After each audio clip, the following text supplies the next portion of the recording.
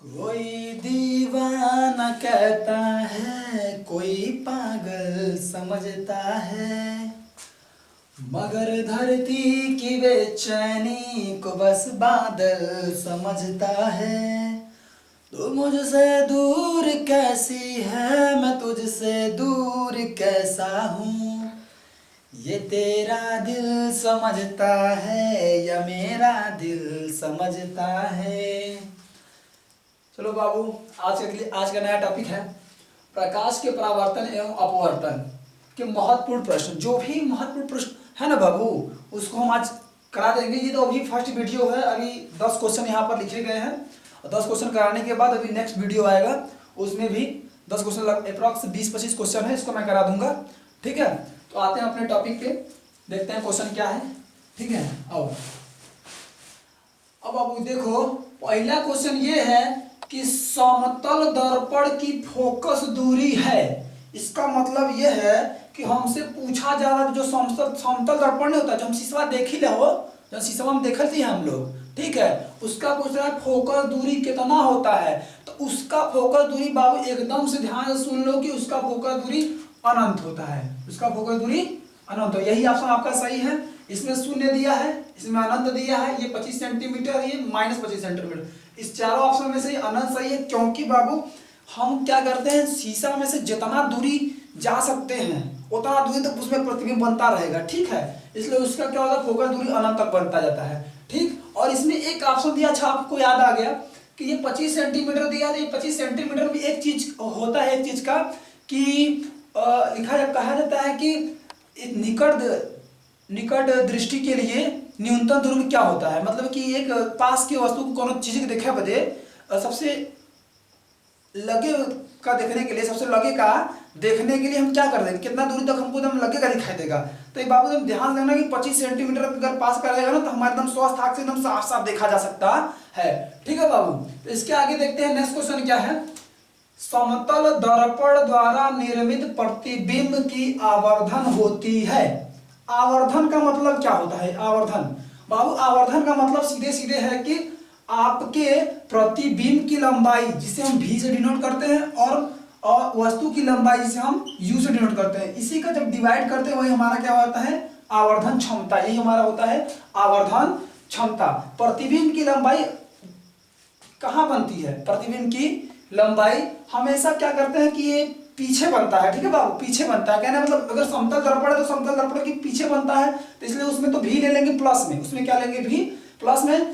कह रहा है कि समतल दर्पण द्वारा निर्मित, तो समतल दर्पण में बाबू जितना बड़ा इंसान होता है उतना बड़ा प्रतिबिंब बनता है। जितना बड़ा इंसान होता है उतना बड़ा प्रतिबिंब। जैसे मान लेते हैं कि आदमी 1 का है, ये वस्तु की लंबाई है। आदमी अगर 1 मीटर का है तो उसका प्रतिबिंब भी 1 का बन जाता है, तो काट देंगे तो आ जाएगा 1। इसलिए इस ऑप्शन का आंसर सही हो जाता है 1। इस ऑप्शन का आंसर हो जाता है 1। और ये दिया है 1 से कम। नेक्स्ट, ये पूरा आंसर तो यही ठीक है। ठीक है बाबू, अगर ये ऑप्शन के लिए हम देखें कि 1 से कम, तो ये उत्तल दर्पण के लिए होता है। ये किसके लिए होता है? उत्तल दर्पण के लिए, क्योंकि बाबू उत्तल दर्पण में प्रतिबिंब हमेशा छोट बनता है।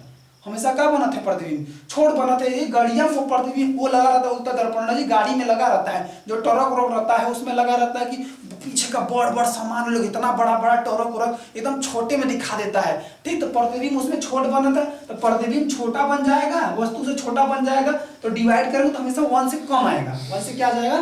कम। तो ये 1 से कम, ये उत्तल दर्पण के लिए होता है। किसके लिए? उत्तल दर्पण के लिए। आवर्धन क्षमता उत्तल दर्पण के लिए 1 से कम होता है, और 1 से अधिक अवतल दर्पण के लिए। तो बाबू क्योंकि देखो दाढ़ी उड़ी बनाने के लिए हम किसका यूज करते हैं? अवतल दर्पण का यूज करते हैं, ताकि देखो उसमें क्या होता है कि हमारा दाढ़ी छोटा करता है, थोड़ी को दिख रहा है तो उनमें बड़ा का करके दिखाता है। वो अवतल दर्पण में बड़ा का करके एकदम बढ़िया दिखाता है, ताकि एकदम बढ़िया बढ़िया दिखे। तो उसमें प्रतिबिंब हमेशा बड़ा बनता है। जब प्रतिबिंब बड़ा बनेगा, जो प्रतिबिंब क्या होगा? बड़ा बन जाएगा, तो हमेशा जो हमारा आवर्धन क्षमता होगा वो 1 से अधिक आएगा। ये किसके लिए होता है? अवतल दर्पण के लिए बाबू। ये अवतल दर्पण का आवर्धन क्षमता 1 से अधिक होता है। ठीक है बाबू, ये बात को ध्यान रखना। अब इसे मिटा देते हैं। ठीक, इसको मिटा देते हैं। अब इसके आगे देखते हैं कि क्या दिया है। नेक्स्ट क्वेश्चन देखते हैं बाबू। ये दिया है दर्पण की फोकस दूरी f है तथा वक्रता त्रिज्या r के बीच में संबंध। दर्पण की फोकस दूरी f तथा वक्रता त्रिज्या r के बीच में क्या संबंध होता है, उसे हम क्लास में पढ़ाए हैं कि बताए हैं कि जो हमारा दर्पण होता है जिस गोले का बना होता है, दर्पण जो हमारा जिस गोले का बना होता है उसके सेंटर से उसके ध्रुव के बीच की दूरी जो होती है वही हमारी वक्रता त्रिज्या कहलाती है। वही क्या कहलाती है? वक्रता त्रिज्या कहलाती है। और हमेशा फोकस दूरी वक्रता त्रिज्या के आधे में बनता है। हमेशा फोकस दूरी कहाँ बनता है बाबू? वक्रता त्रिज्या के आधे पर। इसका मतलब यह है कि जो फोकस होगा, वह जो फोकस दूरी होगा वो हमने कहा वक्रता त्रिज्या के आधे बनता है। तो अब देखते हैं ये फार्मूला कहाँ फॉलो होता है। यह बराबर आर, ये नहीं हो रहा है, ये कह रहा फोकस दूरी बराबर आपका वक्रता त्रिज्या होगा, ये गलत हो गया। अब ये कह रहा है एफ बराबर 1/r, ये भी गलत हो गया क्योंकि ऐसा नहीं मिल रहा है। ये कह रहा है 2f बराबर r, इहो नहीं मिल रहा है। 2f सॉरी एफ बराबर 2r, इहो नहीं मिल रहा है। सॉरी इसमें से तो कौन नहीं है, ई है। तो बाबू हमेशा सरल एकदम हलवा जैसा नहीं देगा। जो आंसर वो हलवा नहीं, उसको तुमको बनाना पड़ेगा। कौन चीज को क्या करना है होता है? बनाना। देखो जैसे ई 2 क्या कर रहा है, यहाँ पर भाग दे रहा है, तो इधर आ जाएगा तो क्या कर देगा? मल्टीप्लाई कर देगा। तो आंसर क्या हो जाएगा? 2f बराबर r, ये हो जाएगा आंसर हमारा। ये आंसर क्या हो जाएगा? सही। तो आप देखते हैं कौन सा मिलता है। ये सी वाला मिल गया, तो ये हमारा आंसर क्या हो जाता है? सही है। ठीक है, और बाकी सब गलत है, बाकी सब गलत है। अब नेक्स्ट क्वेश्चन देखते हैं क्या है। एक दर्पण की फोकस दूरी 12 सेंटीमीटर, दर्पण की वक्रता त्रिज्या। अच्छा, जो फार्मूला ऊपर बनाए हैं वही नीचे क्वेश्चन दे दिया है। ठीक है, एक दर्पण की फोकस दूरी 12 है, इसका मतलब यह कितना दिया है? 12 दे दिया है। उसका हमको क्या रेडियस, वो वक्रता त्रिज्या हमको क्या करना है? फाइंड करना है। ठीक है, तो हम फार्मूला सीधे दे दिए हैं कि यहाँ पर लिखा है r बराबर 2f, r बराबर 2f। तो हम क्या कर देंगे, इस्तेमाल रहेगा r बराबर 2 इंटू f बराबर कितना है? 12। कितना है? 12। दर्पण की वक्रता त्रिज्या है r बराबर 2f, 12 दूना 24। अब इसमें देखते हैं कि 12 दूना कितना हो जाता है? 24 सेमी। तो हम देख लेते हैं ये 24 सेमी कहाँ है। 6 सेमी, 12 सेमी, 24, ये ऑप्शन सही है। ठीक है बाबू, ये आंसर ए हो गया आंसर। 24 सेमी का आंसर एकदम करेक्ट है। अब नेक्स्ट क्वेश्चन देखते हैं कि ये क्या होता है। बाकी सब गलत है। ठीक, एक उत्तल दर्पण की फोकस दूरी होगी। अब पूछा है इसमें, तो उत्तल दर्पण की फोकस दूरी पूछ रहा है, इसमें मतलब आपका वैल्यू पूछ रहा है। ठीक है, आपका वैल्यू पूछ रहा है और जिसकी वक्रता त्रिज्या, इसमें आर दिया है, तो वक्रता त्रिज्या 32 सेंटीमीटर है। मतलब यह हमसे क्या किया जा रहा है, इस बार पूछा जा रहा है, इस बार आर क्या है? दिया गया है। आर कितना दिया? 32। ठीक है, इसमें ऑप्शन नहीं है, ऑप्शन नहीं, हम सॉल्व करके दिखाते हैं। ठीक है, तो हमारा फार्मूला क्या है? f बराबर r/2 लगा दे, या 2f बराबर r। तो हमसे यह पूछा तो f बराबर क्या होता है? r/2। ठीक, तो क्या करते हैं इसके आगे, f बराबर r का वैल्यू कितना दिया? r का वैल्यू कितना दिया बाबू? 32 दिया है, यहाँ 32 दिया है अपॉन 2, और डिवाइड कर देंगे, आ जाएगा 16। ठीक है, 2 कन्या 2, 1 बजे 2 छक्के 12। ठीक, 16। तो हमारा इसमें आंसर हो जाएगा 16 सेमी। 16 सेमी। ठीक, उत्तर दर्पण की फोकस दूरी जो हो जाएगी वो फोकस दूरी यह बराबर 16 सेमी पर बनेगी। ठीक, अब हम आते हैं नेक्स्ट क्वेश्चन पे। अगला छठा क्वेश्चन क्या है? इधर देखा बाबू, एकदम इंपॉर्टेंट क्वेश्चन हो, कक्षा 10 में एकदम पूछा जाला। एकदम ध्यान से देखें सभी लोग। ठीक बाबू, निम्न में से कौन सा पदार्थ लेंस बनाने के लिए प्रयुक्त नहीं होता है? कैसे कौन चीज है इसमें से जो लेंस नहीं बनता? लेंस, अच्छा लेंस में क्या होता है? अच्छा बाल लगे हम बता ही देते हैं, पढ़ा तो दिए हैं लेकिन बता देते हैं, क्लास में तो बताए हैं, यहाँ पर ही बता देते हैं। ठीक है, इसमें क्या होता है कि परावर्तन अपवर्तन। अच्छा, अपवर्तन हमेशा लेंस में होता है, चाहे उत्तल लेंस हो चाहे अवतल लेंस, हमेशा अपवर्तन किसमें होता है? लेंस में होता है। और परावर्तन किसमें होता है? परावर्तन हमेशा दर्पण में होता है। किसमें होता है? दर्पण में। समतल दर्पण में परावर्तन होगा, अवतल दर्पण में परावर्तन होगा, उत्तल दर्पण में परावर्तन होगा। ठीक है, तो परावर्तन हमें कभी भी लेंस में नहीं घुसा देना। ठीक, ऐसा गलती नहीं करना है बाबू। तो हमेशा क्या करना है? लेंस है, लेंस में अपवर्तन। अच्छा, अपवर्तन क्या होता है? वही है कि जब प्रकाश किरण एक माध्यम दूसरे माध्यम में जाती है तो अपने पथ को विचलित कर देती है। अपने पथ से क्या हो जाती है? विचलित। इस घटना को क्या कहते हैं? इसी ये जो घटना होता है वही हमारा क्या कहलाता है? अपवर्तन कहलाता है। तो पहले इस क्वेश्चन को एकदम ध्यान देखते हैं कि ये दिया है कि जल से बनाया जा सकता है। हाँ बाबू, एकदम जल से बनाया जा सकता है, कांच से बनाया जा सकता है, मिट्टी से नहीं। काहे लिए कि इसमें से अपवर्तन में हमेशा प्रकाश पार करता है, ए पार से ओ पार जाता है, ए पार से ओ पार जाता है। लेकिन बाबू जल में तो ओ पार हो जाएगा, कांचे में हो जाएगा, प्लास्टिक में भी हो जाता है। जैसे लगा रहता है कि जो कैमरा वैमरा का लेंस होता है वो प्लास्टिक का लगा रहता है, शीशा का लगा रहता है। लेकिन मिट्टी में ए पार से ऊपर हो पाएगा बाबू? कभी जीवन में नहीं हो पाएगा, कभी जीवन में नहीं हो पाएगा। इसलिए मिट्टी हमारे उपयुक्त नहीं होगा। ठीक, तो बाकी ये 4 क्वेश्चन 1 2 3 ये तीनों तो सही है, बाकी ये गलत है। ठीक है, ये गलत, इसका हम लेंस नहीं बना सकते हैं। अब नेक्स्ट क्वेश्चन है कि प्रकाश की निर्वात। अच्छा, निर्वात का मतलब क्या होता है? जहां हवा ना हो, वैक्यूम, इंग्लिश में कहते हैं वैक्यूम। जहां हवा ना हो, हवा में प्रकाश की चाल होता है। अच्छा, लाइट ऐसा चीज है जो बिना माध्यम का चलता है, बिना माध्यम का चलता है। ये बिना क्यों करता है? जो किसी को चलना होता है तो रेलगाड़ी चलता है, बसेस चलता है, ये सब चलता है। लेकिन ये प्रकाश को चलने के, जैसे अगर ध्वनि को भी चलना है तो वो किसी न किसी की सहायता लेती है कि ध्वनि अगर ठोस में चलेगा, द्रव में चलेगा, कि वायु में चलेगा, एयर में चलेगा। लेकिन ये प्रकाश ऐसा चीज है कि जो एयर का भी साथ नहीं लेता, एयर का भी साथ नहीं लेता। ठीक बाबू, तो क्या करते हैं कि देखते हैं कि पहले क्या होता है प्रकाश की निर्वात में चाल। तो प्रकाश में निर्वात की चाल, प्रकाश की निर्वात में चाल। ठीक है बाबू, 4 × 10⁵ मीटर पर सेकंड, ये गलत है। 332 मीटर पर सेकंड। अच्छा, 332 मीटर पर सेकंड के बारे में भी बात करते हैं, पहले ऑप्शन देख लेते हैं। 3 × 10⁸ मीटर पर सेकंड यही होता है। ठीक, यही चौथा ऑप्शन क्या है हमारा सही हो जाता है, कोई नहीं का ऑप्शन नहीं है, ये गलत है। तो ये 332 जो दिया हुआ है ये होती है हमारी ध्वनि की चाल। ये क्या होती है? हमारी ध्वनि की चाल होती है, जो 332 मीटर पर सेकंड होता है। एग्जैक्टली इसका वैल्यू 332 ना होके होता तो है 331.5 मीटर पर सेकंड। 331 ये एग्जैक्ट वैल्यू है। लेकिन क्वेश्चन हमारा पेपर में जो पूछा जाता है वो 332 मीटर पर सेकंड से पूछा जाता है। उस समय ध्वनि की चाल के लिए ये हो जाएगा 332 मीटर पर सेकंड। इसमें कोई समस्या नहीं, एकदम नॉर्मल एटमॉस्फेयर के लिए, नॉर्मल एकदम नॉर्मल जब एटमॉस्फेयर रहेगा तब उस समय के लिए है।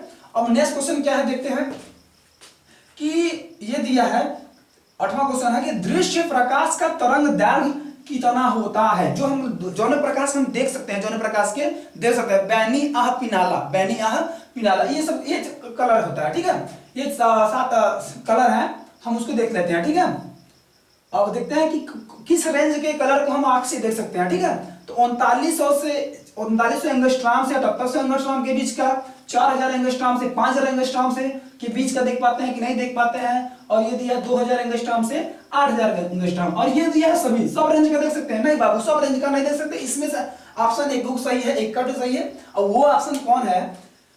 3900 एंगस्ट्रॉम से 7800 एंगस्ट्रॉम, ये ऑप्शन सही है। अच्छा, बहुतेक किताबी में ये दिया है 4000 एंगस्ट्रॉम, 4000 एंगस्ट्रॉम से 8000 एंगस्ट्रॉम तक दिया। ठीक बाबू, तो इस बात को हमेशा तुम ध्यान रखना। ठीक, 4000 एंगस्ट्रॉम से 8000 एंगस्ट्रॉम बहुत किताब में दिया, जैसे ऑप्शन जैसे मिलेगा वैसे मार देना। ठीक, एग्जैक्ट वैल्यू तो यही है, हालांकि बहुत किताबों में ऐसा भी लिखा गया है। तो हम आगे देखते हैं कि समतल दर्पण में अपना पूरा प्रतिबिंब देखने, अपना प्रतिबिंब मतलब अपन चेहरा हो, अपन चेहरा देखने के लिए पूरा चेहरा देखना है, अपना पूरा बॉडी प्रतिबिंब देखने के लिए कितनी बड़ी दर्पण की आवश्यकता होगी? कह रहा है कि अगर हमारा बाबू हमको देखना है, हमको आगे शीशा के सामने, आगे मुझसे हम कह रहे शीशा हमको पूरा देखना है, तो शीशा कितना बड़ा चाहिए? शीशा कितना बड़ा चाहिए? तो ये ऑप्शन के लिए है। इसमें ऑप्शन क्या क्या दिया है कि यह ऊंचाई की होनी चाहिए, जो हमारा शीशा है जिसमें मुंह देखते हैं वो हमारा कितना होना चाहिए? ये ऊंचाई का होना चाहिए बाबू।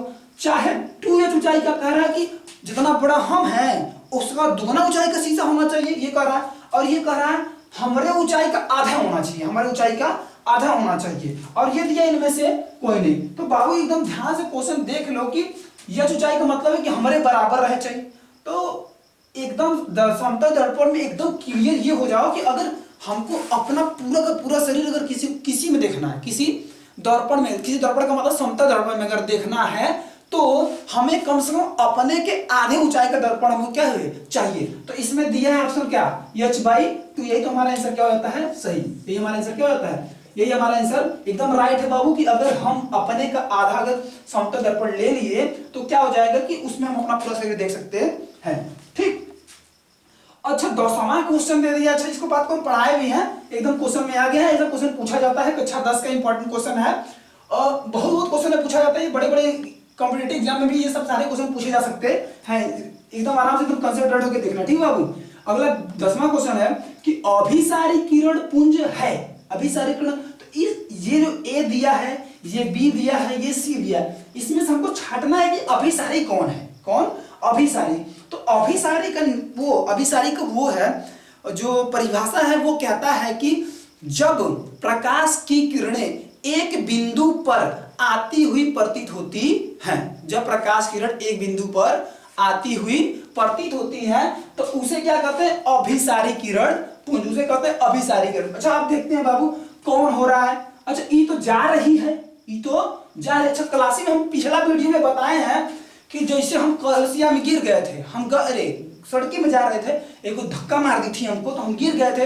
तो हम क्या किए, जब हम गिर गए तो सब हमको देखने लगे, जब हमको सब देखे तो क्या था? अभिसारी किरण था। मतलब सब लोग, सबका सेंटराइज किस पे था? मुझ पे। तो ये अभिसारी। अब हम ना इज्जत बचाने के लिए हम देखा तो नहीं रे, तो देखने लगे, ऐसे देखने लगे। तो ये क्या हो गया? हम सबको देखने लगे, हम सबको देखे। तो अब ये क्या हो गया? अपसारी हो गया। ये क्या हो गया? अपसारी हो गया। अच्छा हम गिर उड़ गए, कोनो एक रोडी से था, एकदम सेंटर, एकदम सीधे सीधे चल दे रहा था। तो उस समय क्या था कि जब प्रकाश किरण किसी से क्या करें? इंटरेक्ट ना करें, मतलब काटे उटे ना, सीधे सीधे निकल जाए, तो उसे कहते हैं समांतर किरण पुंज। तो पहला ऑप्शन ये देखते हैं कि ये क्या हो जा रहा है कि एक, यह दिखा रहा है, देखो ये दिखा रहा है, ये दिखा रहा है कि एक बिंदु से जा रही है किरणें, क्या हो रही है? जा रही है, प्रकाश पुंज जा रही है। तब तो इसका नाम हो गया अपसारी, अपसारी किरण। ठीक, ये अपसारी हो गया। हमसे अभिसारी पूछा है, तो देखो यहाँ है, सब कहाँ आ रहा है? एक बिंदु पर। हम अपना इज्जत संवार रहे हैं, कहाँ? एक बिंदु पर देख रहे हैं, सब हमको देख रहे हैं, सॉरी वो सब हमको देख रहे हैं, सब किसको देख रहे हैं? हमको। तो हम अपना इज्जत संवार रहे हैं भाई, सब हमको देख रहे हैं, ये देखो सब हमको देख रहे हैं ना, जो हमको देख रहे हैं। तो अभिसारी क्या हो जाएगा? अभिसारी किरण पुंज। ठीक, तो यही हमारा आंसर क्या होता है? सही। और लास्ट वाला जो ऑप्शन दिया ये समांतर के लिए, किसके लिए है? समांतर, ये समांतर है बाबू। ठीक, तो एकदम कंफर्म रहना, एकदम सारा क्वेश्चन करा दिए, 10 क्वेश्चन था। और नेक्स्ट वीडियो में अगला वीडियो दिखाएंगे, तो अगला बार अच्छा वीडियो है तो उसको देखना है, बहुत इंपॉर्टेंट ये सब टॉपिक है। ठीक, कक्षा 10 की दृष्टि से ये सब बहुत ही इंपॉर्टेंट क्वेश्चन है बाबू, एकदम ध्यान से देखना। और ठीक है बाबू, तो थैंक यू क्लास, अगला वीडियो आपके साथ अगली बार। ठीक है, थैंक यू क्लास।